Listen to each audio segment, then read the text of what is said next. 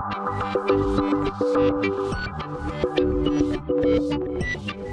and welcome to my PlayHouse. And today I'm in the winter garden because I have another server that I want to present to you.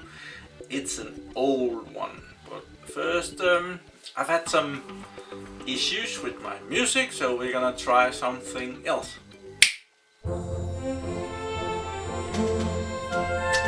Is this any good?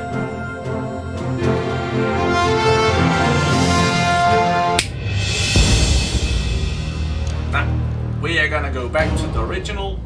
Here you go. Back to business. I have a server here. It's really old. It's a server that has been out working at a garage at a workshop where you go get your brakes fixed or something like that. I got this from there, and I actually used 5 minutes to clean it up with an air compressor. It was like really dirty inside. It has kind of a story because I supplied that server to that workshop myself years back. I actually got it from my little brother. He had got it from a school where it was dumped, it was not gonna be in production anymore, so I got it. I exchanged it for something, I forgot what. I traded it with my little brother, and he got something and I got this. Oh, it was a laptop. He needed a laptop. I got the server and I traded the server with the workshop for something that I have also forgotten. Never mind. It worked at the workshop for a couple of years, and then I got them another server, and then it was just standing around in the workshop for a couple of years. They actually forgot to turn it off. But it was not in production anymore. Now I got it back because they didn't need it anymore. I don't need it either. I just wanted to make a video about it. Let's go and see what the server is all about. This is a tower server from HP right there, and I think this is a generation 1 of the ML150 HP ProLiant, and it's very nicely. It has these hot pluggable hard drives. It's a good tower server, but it's in the entry level server something. There's a couple of locks here. I think this one is so that if you lock this one, you're not able to unplug the hard drives. If you lock this one, I have no idea. We'll maybe see that when we get inside. But on the front there is not much. There's a floppy drive, a CD drive, and this one comes with a tape backup thingy. Also an HP. There's 3 light diodes, power on, hard drive and network. The locking mechanism, 5 hard disk bays, and this is an Intel Xeon dual processor computer, as we will see inside. But let's turn it around and see the back. Here is the back of the server. This is a really normal tower or desktop PC power supply that's inside of this. It has a big fan, and it has a very simple motherboard right there. It's only PC2 connections for keyboard and mouse, 2 USB ports, only 2 USB ports. We have a serial connection, we have a printer connection, VGA monitor, and I think I'm pretty sure this is just 100 megabit network connection. And there is a SCSI adapter down here. This is something I have put into this server. Oh, and here are the keys. Security is high in this system. There's even a little thingy for it to be sitting on. This server was very dirty. I've been washing it with a piece of cloth twice, but still it's very dirty. But let's go in and see what's inside. There's a very nice handle on it that you pull out like this. Oh. And it's like all good servers come with a manual inside the case. So here is a good manual. There is always a lot of good information on these servers if you actually read these diagrams that they are provided with. There is a nice schematic over what everything is, and here it tells you that apparently this server is equipped with the possibility of getting cold swap shells. Like you can have the server without hot swap. This one has hot swappable bays, but they have a cold swap as well. But this one has the hot swappable. I didn't know that they were called cold swap. I learned something from just reading this. It's able to take 36, 73 and 144 gigabyte SCSI drives, and there's standard SCSI controller. That there is one on the motherboard. It's down here on the motherboard. There's actually a SCSI A and a SCSI B, so there is two internal SCSI adapters right there. Right here it talks about the memory. It takes 256 megabytes, 512 megabytes, 1 gigabyte and 2 gigabyte blocks. It says that only PC2100 registered ECC DDR DIMMs can be used. Any combination, mix, match up to 6 of each, so you can put them in more or less random order. But if you need to install more than one DIMM, it's a really good idea to install them in pairs. Probably you should install them in pairs, and when we go into it you will see that I have also done that. Here are the motherboard, and this is an oldie. It's actually, there's a jumper here to enable wake on LAN, power connector, fan, LAN ports, VGA and what everything else. Important is the numbering of the memory slots. 1, 2, 3, 4, 5, 6 slots in that, if I count that correctly, and it's able to take 2 gigabytes of memory.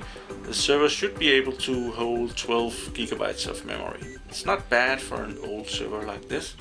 Apparently it's from 2003, probably 2004 then. It also says that we are not supposed to mix two CPUs. They need to be the same kind of CPUs if we put them in. So don't get a fast one and a slower one, or opposite. Over here is a drawing of how the mass storage devices and the floppy drive and the CD-ROM, I wouldn't really call those for mass storage. Down here is how the SCSI, the two SCSI ports are available for the either cold swap or the hot swap drives. Probably not gonna need that, but it's there. And here are some tips for removing the system board. To change that.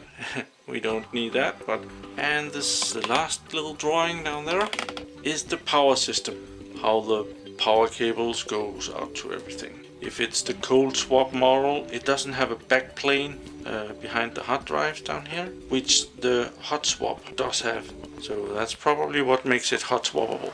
Here is the inside of the server. This is really smart. It's a widescreen server. It just fits the screen of the camera.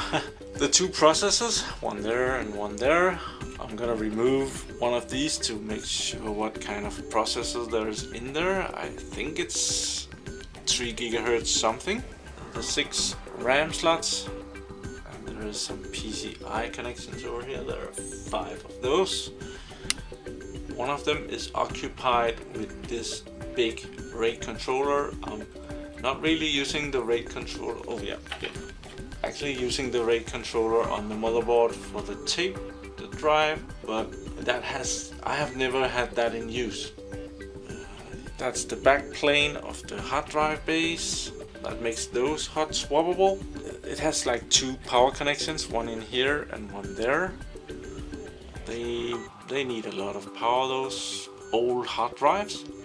This is actually an IBM storage controller, a SCSI controller that I put in there way back. And the only reason I put that in was that, well, I knew how that worked. So instead of figuring out how this HP one on the motherboard worked, I put in an IBM SCSI controller. And it was a nice big one that was able to do RAID 5 and stuff like that, so that was pretty good.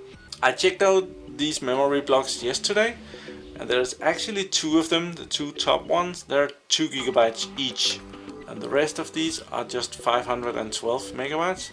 So this brings this server up to a total of 6 gigabytes of memory, which is pretty nice for a server this old. 6 gigabytes. Down here in the corner, this server has a ATI Rake XL graphics card. Really nice graphics card for a server. I think it's probably as powerful as the graphics cards that are in servers today, even here 10 years later. Actually 14 years later. I had this server running, the operating system was on a drive for itself, and then these hot swappable bays was data drives. The data was secure, the operating system we didn't care as much about. That could be reinstalled in no time, the data was important. It never failed though. Up here in the sunlight there is a 450, I wonder if that's the wattage. Yes, this power supply is of 450 watts. I was curious about the locking mechanisms. Apparently this thing opens and you can kind of see how dirty this was. There's a little bit of dust left here and down there too, where the air compressor didn't really reach in. So that locking mechanism here is just to prevent anyone from opening this up. And this locking mechanism goes into the hard drive base, which is right here. And it locks the drives in place. So when you lock that, you're not able to take the drives out. So I put the server down on the side. And I'm gonna take out one of the processors. Which one is best in view?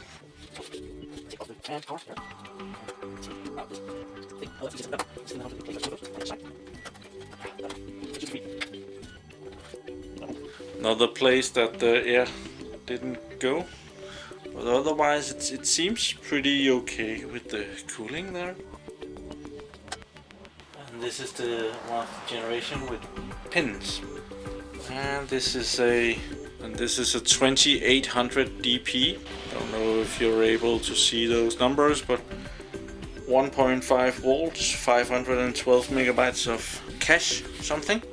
As most of you probably remember, this was the 2.8 gigahertz processor that Intel made for their Xeon servers, or everybody else's servers. It had 512 megabytes of cache. It used 74 watts each of these, so two of them would be about 150 watts. It's a 32-bit processor, and therefore it's no good for like VMware anymore. And I do remember having trouble installing a server edition on this server because I brought the wrong version. I brought a 64-bit version. It has 55 million processors and fits in the socket 604. And if you do not remember all this, it's because it's from last quarter of 2003 and I just dug up all the information, and that's why I remember it as if it was yesterday. It's an old processor. It's more or less not good for anything else but heating your coffee these days. A 64 watt coffee heater. Very nice, and it takes 2 cups. Okay, I'll already have to correct myself. It's not a 100 megabit network connection, it's a 1 gigabit or 1000 megabits connection that's in this server. The video card down here is the ATI Rake XL, and it has 8 megabytes of RAM, which should be okay for the resolution that you will be using on a server like this. It's not normal to use very high resolutions on the screen for the server. The chipset that is hiding under this heatsink is the Intel E7501. That has been working flawlessly. And the 6 memory DIMMs over here is configured. It's so simple. If we see the documentation from HP, there's the 6 slots, 1, 2, 3, 4, 5, 6. If you want 265 megabytes, you put that one in slot 1. If you want 512, you put 265 in slot 1 and 2. And that way it goes up. Some of them will be empty, and you can configure using different slots up here. And what it really shows is you put in 2 at a time. It's as simple as it gets, really. This generation 1 of the ML150 is actually quite unique because it holds these 6 slots, and can handle a total of 12 gigabytes of RAM. The next two generations, the generation 2 and the generation 3, was only able to hold 8 gigabytes of RAM. So for once, and first generation server was actually, in the perspective of RAM, better than the next two generations, which was quite amusing. The generation 2 was also able to have two processors, each with one core. First in the generation 3, there would be dual cores available for this server. The generation 4 and 5 was able to hold 16 gigabytes of RAM, and when we came to generation 6, it could hold 48 gigabytes of RAM. So big jump there. This is still available. The 150 is now in a generation 9, so you can buy a brand new one of these. This is an old server, and it was one of my first experiments with VMware on a professional server. Before that, I had only used VMware Workstation. I think I used the version 4.5 something on a normal desktop, and then I wanted to install VMware on a server, and this one was the first one I tried that on. And to do that, I installed, back in that day, I installed Windows Server 2003, 32 bits, and I installed VMware Server 2.0 on top of that. I think that was what it was called. And I didn't like the RAID controller or SCSI controller on the motherboard. I couldn't figure that out. Thought I wanted something else, so I put in this big IBM card. I want to see if I can get that out. Sure.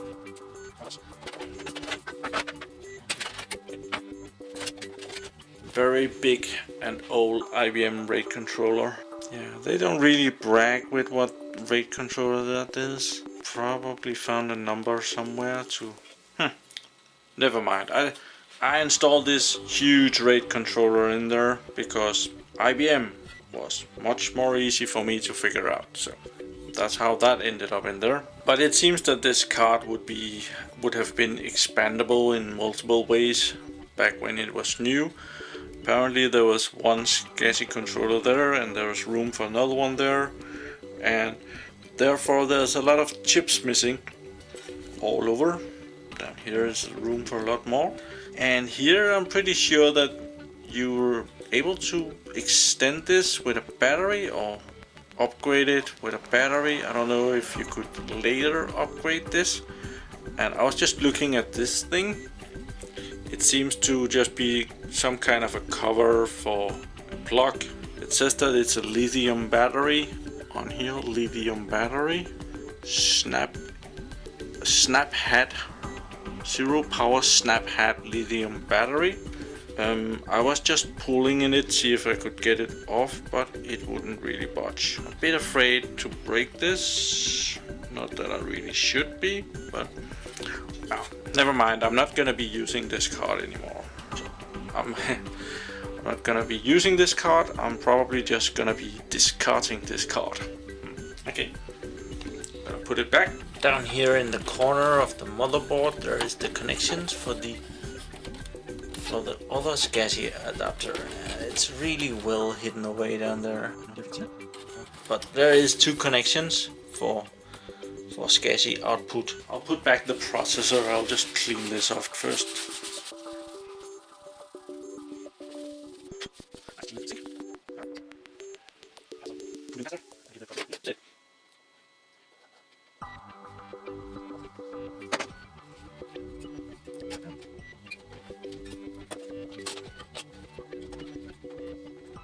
So it's back in business.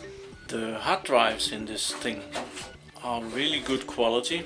This one is in 36.4 gigabytes, 10,000 RPMs, and it's an Ultra SCSI 350 with the nice wide plug, back when quality was a factor.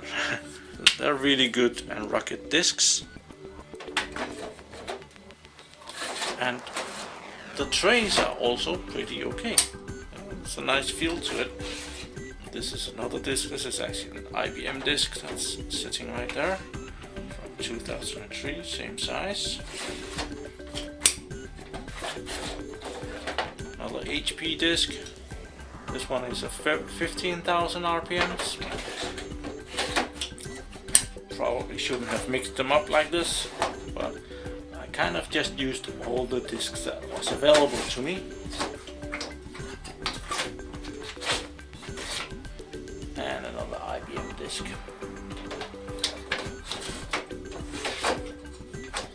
So I just went on eBay to see what a server like this would cost today, and this might be a collector's edition, because I couldn't find any Generation 1 servers available for sale on eBay. I could find the oldest I could find was a Generation 3, but that was not expensive. It was like 400 Danish crowns, which is just under $50, $45 probably. Maybe this is gonna be a collecting item, but right now it's probably just gonna be collecting dust here at my PlayHouse. So just a video about me taking some old server equipment apart and talking a little bit over that. I hope you got something out of this, and I hope I find something a bit newer and more usable to entertain you with in the future.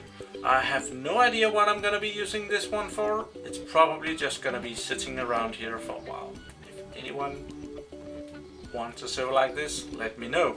If you're in the area, it's not totally impossible that you can come and pick this one up. So yeah, thank you for watching my videos. Do subscribe to my channel and like me over at Google Plus, and leave a comment below.